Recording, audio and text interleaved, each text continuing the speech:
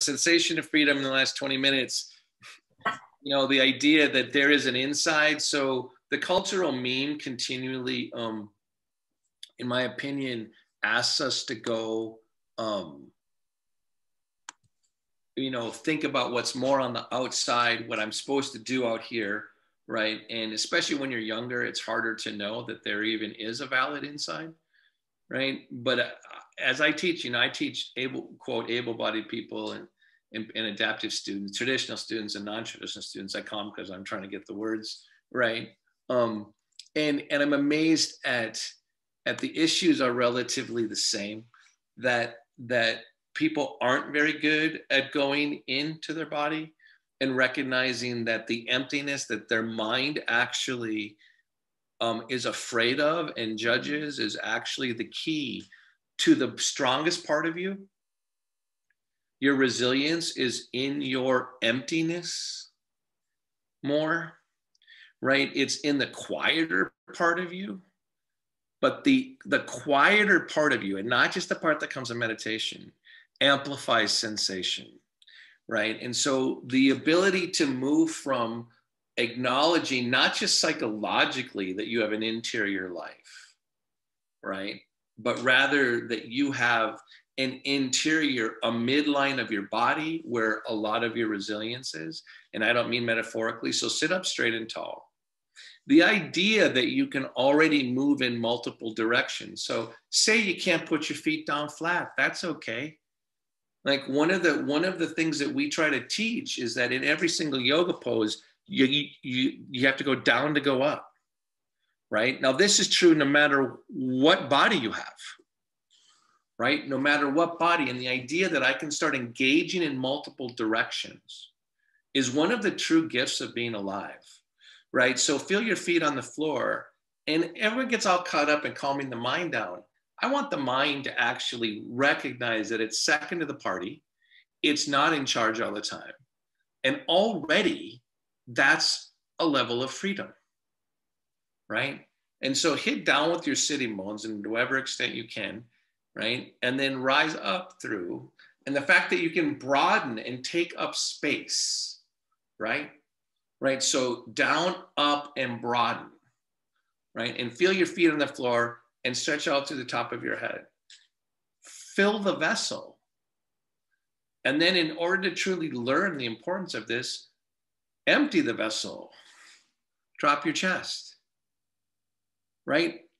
Inward to outward embodiment is the source of true freedom. Okay, so hit down again, learn to fill the vessel, right? Like expand and open. So this like movement, I've never seen somebody, I've taught people with very serious brain injuries that barely have an active mind, but I've never taught anyone that doesn't have a spine, right? What if your spine was actually the center of your life force and that this just organizes it? Right? And your body is there waiting for you, right? My mind can't tell my toes to wiggle, right? But they're waiting there and they've been there the whole time. When you start to realize that your body will never leave you, your body will always stay faithful to living. Always. My body didn't ask for what happened. Laura's body didn't ask for spina bifida, but it's making the best of it. And it's way more faithful to living than your mind, right? These are the foundations of freedom, right? Not whether I can stand up. So again, down, up. And the fact that some of you may be able to coordinate your breath and inhalation with the expansion. Some of you shouldn't pay attention to that because that coordination is kind of hard. And then feel the filling vessel. And then on the exhalation, let it empty and stay full at the same time. So here's one of the core sensations I would say is at the core of freedom: emptiness and fullness simultaneously, right? This culture that has so much attachment and lives so outside to feel content and full, like their life is full, they're missing something profound, which is the goal is simultaneous inward to out sensation. So again, feel your feet on the floor, feel your sitting bones, and you actually get to do little things to amplify sensations. So for those of you that can, bring your hands on your knees and push back on with your knees onto your knees and feel. And those of you that can't do this, maybe you have someone in your house to do it later, to do this for you, push it on your knees and feel your chest lift. And then release. And then do it again, and this time coordinated if you can, on an inhalation. And feel the rise and the fullness. Take a breath. And then exhale and release. You get to live to the outer edges of whatever body you have. And muscular action is not the only way to experience that. Right? So I want you to notice also something. Obviously, the inhalation actually is an expansion and fills the vessel. Think about the inhalation as taking in nourishment from the universe, right? And the exhalation as the opportunity for action, okay? Instead of it just being a withdrawal, an emptying. So this time, take the inhalation, feel the vessel, and then exhale and move forward. And as you change the weight on your feet, watch how the awareness will move through your body. Right? I'm thinking about Sammy right now, a student with high-level quadriplegia. She can get all this even without being able to move. The freedom exists not just in her imagination. Now, everyone, push off with your feet. Keep lit in the center of the sternum and come back up. Fill the vessel again. Emptiness to fullness. Fullness to emptiness and into action. Exhale and come forward. Inhale, use the expansion of your breath to come back up. Exhale, lengthen your spine. I'm going to tell you that movement from inside to out is the source of freedom, right? Another little thing that I see over the years, especially for people that are more sedentary, i.e. in wheelchairs, but people that are sitting a lot, is that they don't have a sense of playfulness anymore. So a lot of times you'll see in when I'm in new groups, I'll say, hey, when's the last time you shook your butt? Right? I'll have to make it a joke, right? Shake your butt a little bit, get it lighter. Guess what? If your low back is constantly compressing, you lose a sense of space and fullness through your whole body.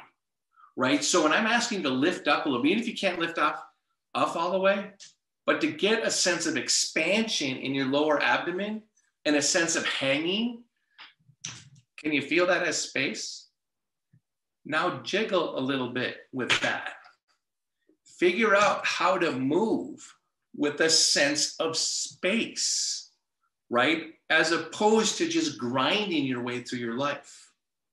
The integration of empty space and action is actually what freedom is, right? It's not just being able to do and achieve. Because we've heard this story a million times. The type A person that's only trying to achieve, right? And who doesn't take the pause and the space to feel what they've accomplished, because their whole sense of adequacy and purposefulness is on the accomplishment as opposed to on the process, right? That's the loss of freedom, right? And so you can practice this in asana, all right? So again, I'm gonna and that playfulness, I remember one of the sad things that I see sometimes in people in wheelchairs is when they try to dance with their wheelchair, right? Which is fine, there's nothing wrong with that, except guess what? Don't just dance with your wheelchair. You're separate from your wheelchair too. Sometimes I want to merge with my wheelchair. Sometimes I want to only live on my wheelchair. And a lot of times I want to be out of my wheelchair. I want to live in more spaces, right? And it doesn't mean I have to go horseback riding or downhill skiing, which is all great. And I see a lot of students that are really good adaptive students that are really good athletes, but they're not free in their bodies. They haven't been told to stay in the body they have and do both, go downhill skiing and figure out how to be from inside to out. So when you go, lean over to the left, then open up here, right? Like this space. Guess where a whole bunch of connection to the world comes from? Not by me trying to keep up with the damn world, but by me letting this part of me be in space. So open this up, take your arm up. I'm going to go to the outer edges of my body. As I go and realize that my freedom, if I'm just constrained by my body, right, I can only go to the edge of my fingertips. If I hit down, as my left arm's up in the air, if I hit down through my right sitting bone and my right foot and take my left shoulder blade back towards my midline and I extend, I can feel like I'm touching the sky. And breathe, and then go the other way. Do you actually think that yoga poses are end at the terminus of your body? Oh no, they don't. You get to be in more space than just your body. So I'm making sure this goes open. And as this goes open, I'm watching the space it creates in my body. And then my arm goes up. And then I hit down through my right sitting bone, and my right foot as I'm leaning over, take the shoulder blade in towards my body, straighten my arm, extend out to the top of my head, lift my chest. It seems like a lot, doesn't it? Except just feel it. Find what integrity feels like. Fullness feels like. Take a breath. Good, and then come on up. There are spaces, anyone that knows has a lot of chronic pain, like a lot of us live with, it can make you feel a loss of freedom, right? One of the really important things is with chronic pain is to be able to have space in your body in addition to the sensation of pain. So you get to surround it, right? And even so, some days, like I'm looking at you, Rodrigo, I know some days it just freaking hurts and you need to take a nap. That's freedom. The freedom is not to think that your only success comes from pushing. It doesn't. It comes from mastering the experience you have, right? Which means obeying when you need rest, right? But this idea of space between in your low spine, right? So you lift up a little bit again, hit down through your sitting bones, feel that sense of space. Set yourself back down, keep your chest lifted. Now come forward if you can, and really get better at stretching your low back. But don't just think about it as stretching. So I'm lengthening and hitting down through my sitting bones. Okay, if I just focus on hitting my sitting bones and stretch out the top of my head, that's one thing. But look at the sense of space that changes when you lean forward, hit back with your sitting bones, lift with your chest, and push through your heels. The experience deepens. Freedom. Freedom. I belong here. I occupy space in the body I already have.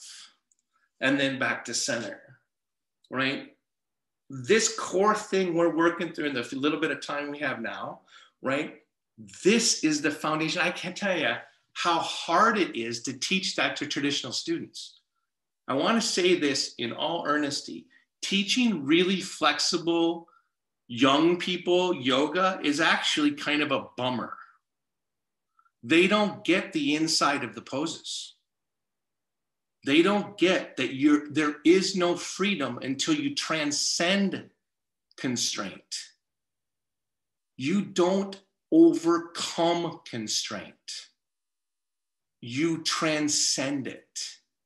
Transcendence is not overcoming. So if you have a constraint, it's not running through the wall of your constraint.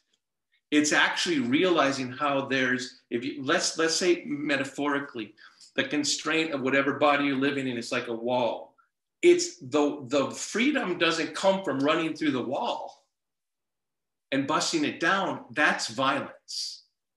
The freedom comes from living on both sides of the wall, to realize both the inside and the outside while breathing and while moving, right? So a lot of times you'll see in my teaching, everyone, inhale, take your arms up. I'll ask you to do things like feel the space underneath your arms, right? Feel the space on each side of your neck. Connect that sense of space to your sitting bones, to your feet. Be more than just where your body is and breathe, right? Stay in your body. So if you want to expand, take your arms down. If you want to expand beyond your limbs energetically, you have to move towards your midline, right? If I let the limit of my yoga poses be where my body ends, I haven't realized the other side of the wall. Now, this wall, the other side of the wall, I may not be able to see it, but I can feel it. I can feel things simultaneously, right? And so the idea is like moving towards the midline. So this happens in every single yoga pose, is that like, even in like, if I were to have each of you, and I'm not going to take the time to do, have a block between your knees and squeeze the block, your chest would lift. Because when you connect to the midline, an expansion occurs, right? And I can't tell you how hard that is to teach traditional students. They don't get it. They have been having their bodies flop open into spaces like without having to earn them. You have to earn everything. And guess what that's going to reshape you into? A more free person. You're going to be able to see the having and the not having. I can't believe this culture. So many people in this culture are taking a mask as a real core violation of freedom. Oh my God, where have they been? Why don't they realize that that is not how you get constrained? The constraint itself, the freedom comes in that with that you get to be in space. Our economy doesn't shut down, right? Our economic stuff does continue exactly because you're wearing a mask. Actually, the mask is freedom. It's not constraint. But they're not seeing the other side of the wall. They're actually not realizing that the constraint is required for the realization of freedom. And what this can be, and I'm sorry to talk about masks, but as you know, as we're vulnerable with conditions, right? Like when we don't have a collective approach to the virus that shall not be named, we're all at risk. We all lose freedom, like we're losing again. Laura told me that Ireland is like the hottest hotbed of COVID right now. So she's in a bigger lockdown right now, exactly because we can't figure this out. We can't figure out what truly and actually constrains our freedom and how to transform the constraint into the realization. And all this happens. I can teach this and share this better with you because you know constraint, because you know what it is to earn something as simple as movement, as a full life, right? I don't want you to lose your voice. I look at this culture and I think, oh my God, we need your voices more than ever. Your family needs to like take lessons of patience from you. It's amazing how people are confusing inconvenience with a violation of freedom. They're not the same. They're not the same. Okay, so we're coming to the end of the time. Can you tell I could just rave for a while and teach more yoga? right? But I want to do a twist. You know why? Because twists make me feel more alive, right? Take your left arm outside your right arm, and I know it does you too. Find where the other hand should be. Don't try to prove like, oh, I don't want to take any help. Take some freaking help. Use your arm on the chair. Hit down, rise up. Inhale. Expand the chest. Exhale, revolve. Feel the power of grounding, the expansion of the turn. Lift the chest just slightly. Be in your whole body. It's your body. It has an inside, and your brain can hear the inside. You've just maybe been focusing more on the outside. And then come on back to center. Feel the center. And then go the other way. Find where you need to be. Find what it is like more grounded and more yogic for you. Lift under the collarbones.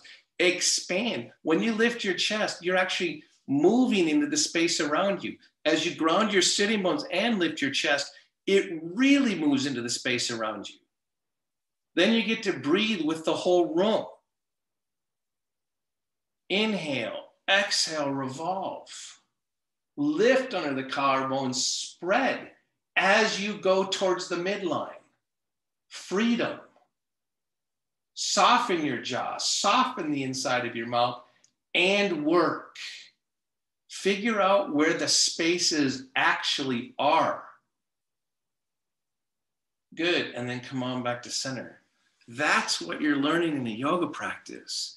You're learning where the freedom is near the hub of the wheel, right? And you're not confusing that earning with what you achieve only on the outer world that the world sees. But it's tricky. How do you not take in all the memes? How do you rewrite your history? And by the way, for us that are older, man, I'm 55, right? I'm still rewriting my history. That's what I'm going to keep doing. I've taken in messages I don't even know, and I'm still working them through, right? This job doesn't stop. Thank goodness. Thank goodness there is always the effort. Thank goodness that the work is the privilege.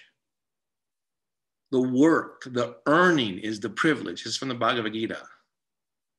Not what you get from it. This is something you and I have to earn more parts of our lives. That's part of the freedom. That's actually, and guess what? Our culture doesn't know it. They've lost it. We got to find voices. All right, we're going to end in Shavasana, of course, because being able to, although I'm kind of riled up, can you tell? I'm a little riled here. It's okay. I'm a little riled. So I'm going to land because I want to, one of my favorite stories is of B.K. Iyengar.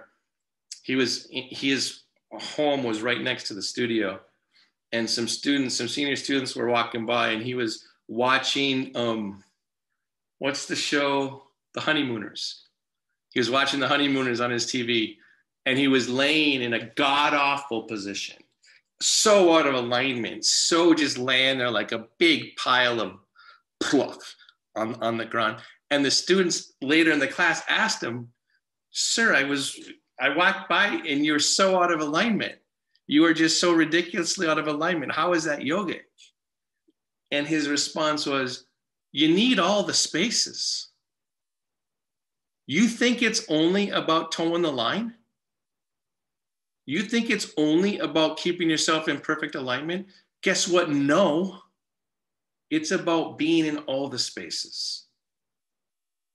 Freedom." All right. So I want to go inward now. I want to be able to stop on a dime. So I'm going to allow, soften around the temples, the forehead, the jaw, the inside of the mouth.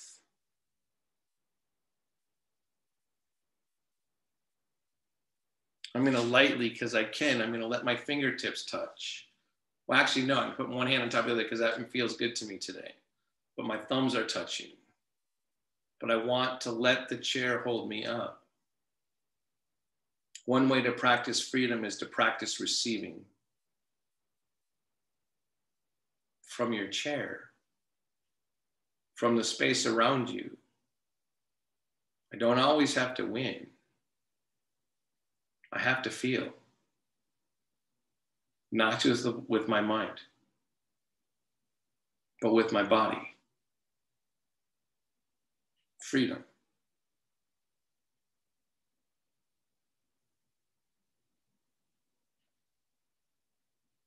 Emptiness. Fullness. In Shavasana. Fullness without effort. Freedom.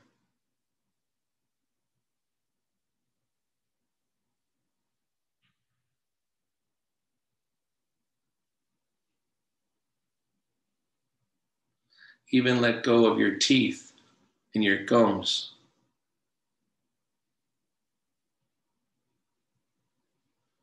Relax your belly to relax your throat. Freedom.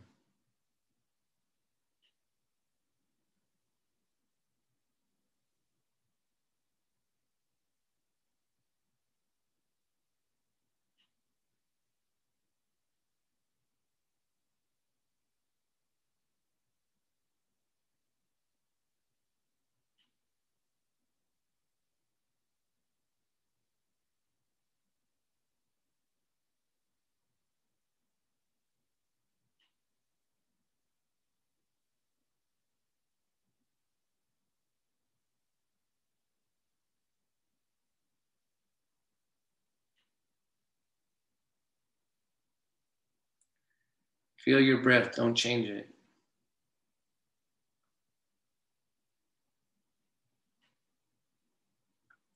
Thank your body.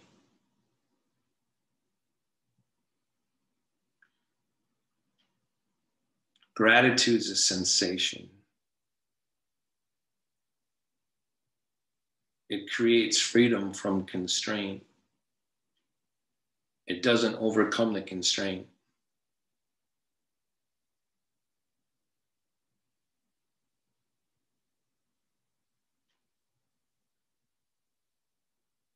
When you're ready, open your eyes. Take the outside of your lips up towards your ears. That'd be smile, right? There's a secret, and you know it.